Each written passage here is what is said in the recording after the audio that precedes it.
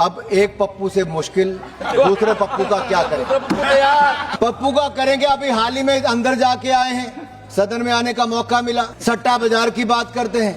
Challenge करता हूँ, एक बार इन लोगों को बोलिए पार्टी से अलग इंडिपेंडेंट चुनाव लड़े। मैं आपको याद कराना चाहता हूँ, इनका कसूर नहीं है। लालू जी का बेटा भी क्रिकेट खेलता था। अब टीम में 11 ही खिलाड़ी खेलेंगे। जो बाहर बैठा कोई तौलिया लेके जाएगा, कोई पानी लेके जाएगा, वो टीम का हिस्सा होता है। इन्होंने कहा मेरे बेटे के बारे में, मेरा बेटा आईपीएल खेल रहा है, इससे मतलब नहीं। मैं बता दूं, अब ये किसी के कृपा कोई में बात नहीं हुई चर्चा किया है। इस प्रस्ताव उन्होंने दूसरी चर्चा किया, इनके प्रेसिडेंट अध्यक्ष महोदय दूसरी चर्चा उन्होंने मेरे बारे में याद किया।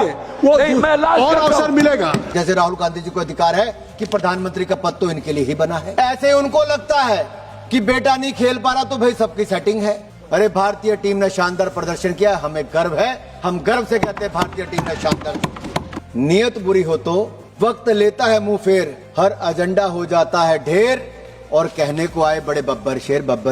कहां के बब्बर शेर? ये राहुल गांधी जी का एजेंडा देखिए, वो लीडर ऑफ प्रोपेगेंडा है, क्योंकि उनको तो न्यूज में रहना है। ये फोमो गांधी जो है ना, फोमो गांधी, ये फोमो गांधी, फोमो मतलब फियर ऑफ मिसिंग आउट। इनको डर लगता है कि मैं हेडलाइन से हट ना जाऊं। ये बार बार गोल पोस्ट चेंज करते हैं, कहते हैं चौकीदार चोर है, कभी कहते हैं इलेक्शन कमीशन में खोट है, कभी राफेल का मुद्दा लाते हैं, कभी पेगासस का लाते हैं, कभी कुछ कहते हैं, कभी स्पीकर पर आरोप लगाते हैं। अब जब इस पे कल चर्चा होनी थी तो इन्होंने पूरा सदन नहीं चलने दिया। क्यों नहीं चलने दिया? क्योंकि कल कहते थे हमें विदेश नीति पर लाना है। जब विदेश नीति की बात आएगी तो कहे हमें इलेक्शन कमीशन पे आना है। जब सदन चलता है तब बोलते नहीं, बाहर जाके कुछ भी बोलते हैं। इतना जरूर कहूंगा, सर ये पिटीशन पे साइन नहीं किया।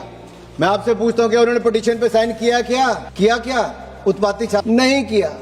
राहुल जी पिटीशन पे साइन नहीं करते, रेजोल्यूशन पे साइन नहीं करते, प्रियंका जी करती नहीं, लेकिन आप सब लोगों को वेल में कूदने के लिए बोलते हैं, बलि का बकरा बनाते हैं।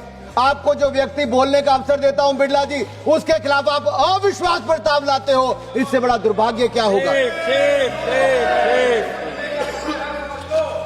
सर यही नहीं, इनको लोकतंत्र की बात करते हैं। सर माननीय सभापति जी, ऑर्गेनाइजर मैगजीन ने और क्रॉसरोड्स ने नेहरू जी का एक कार्टून बना दिया, उसके लिए पूरा फ्रीडम ऑफ प्रेस को चेंज कर दिया, कानून बदल दिया, संविधान संशोधन ले आए।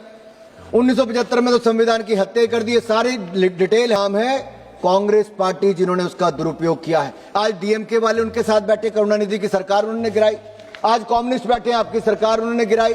अरे मुस्लिम लीग की आज आप बात करते हो, मुस्लिम लीग वाले उस समय मावलंकर जी के खिलाफ अविश्वास प्रस्ताव लेकर आए थे। आज राहुल गांधी जी और प्रियंका गांधी जी मुस्लिम लीग के कारण, और उनकी पार्टी जो आज यहां पर है, उस सोच वालों के साथ, उनके साथ मिलकर ही चुनाव जीत पाते हैं वायनाड से जाके। जिन्होंने नियम तोड़ा आज नियम सिखाने की बात करते हैं, जिन्होंने देश को डराया धमकाया आज वो लोकतंत्र बचाने की बात करते हैं। देश सब देख रहा है, इसकी बात करते हैं। ये उसी कांग्रेस की बात करते हैं जिन्होंने 38,000 स्क्वायर किलोमीटर भारत का चीन को कब्जा करने दिया। उस पे समाजवादी पार्टी चुप रहती है, पूरी की पूरी समाजवादी पार्टी चुप है। धर्मेंद्र यादव चुप है, अखिलेश यादव चुप है, अनंत भदौरिया चुप है। क्यों चुप है? अरे इनको बोलने मत दो, मोहब्बत की दुकान लेकर चल रहे हैं। उसको क्यों बोलना है? आप बैठिए, बाद में पहले बोलने दीजिए। बैठिए, आप बैठिए प्लीज। के कसीदे पढ़ते हैं, चीन की हार्मनी की बात करते हैं। ये देश माओतंत्र से नहीं लोकतंत्र से चलेगा। आप जितनी मर्जी चीन की तारीफ कर लीजिए। बाहर गए, अमेरिका में जाके किससे मिले? जो भारत को बर्बाद करने की बात करते, जो भारत को एक ही नहीं मानते। और वहां पे जाके क्या कहा? भारत में सिखों को पगड़ी पहनने पर रोक, गुरुद्वारे जाने में मुश्किल, कड़ा पहनने में मुश्किल। अंदर आने लगे तो उनको कह दिया गद्दार। ये कैसी भाषा है? कितना अपमान सिखों का करोगे?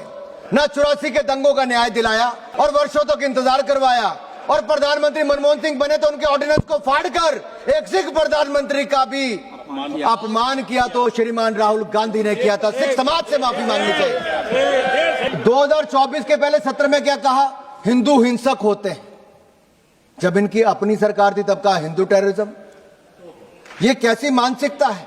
एक सिख मंत्री को गद्दार कहते हैं, हिंदुओं को हिंसक कहते हैं, राम को काल्पनिक बनाते हैं, राम सेतु को मानते नहीं, और नफरत फैलाने का काम कितना करोगे राहुल गांधी जी और कांग्रेस से पूछना चाहता हूं।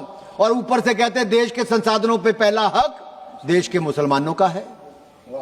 ये तुष्टीकरण की राजनीति में कितना नीचे गिरोगे आप लोग।